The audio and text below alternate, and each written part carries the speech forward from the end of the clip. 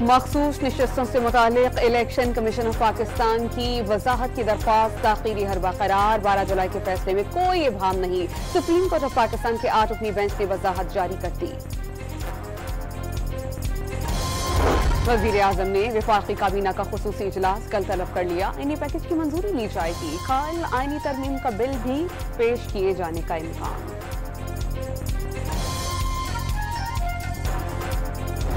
मौलाना फजल रहमान से वजीर कानून आजम नजीर तारड़ की मुलाकात। बैरिस्टर गौहर की क़यादत में JJOI सरबराह से मुलाकात के लिए आने वाला PTI वफ्द हुकूमती वफ्द के बाइस रवाना।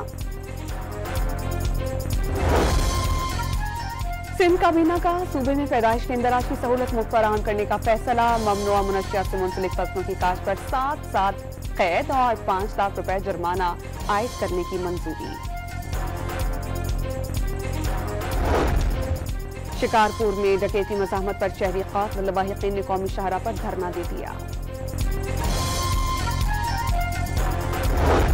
और डेरा गाजी खान और कोह सलीमान पर मूसलाधार बारिश से बडोर नदी में तुग़यानी। मकीनों को मुहतात रहने की हिदायत।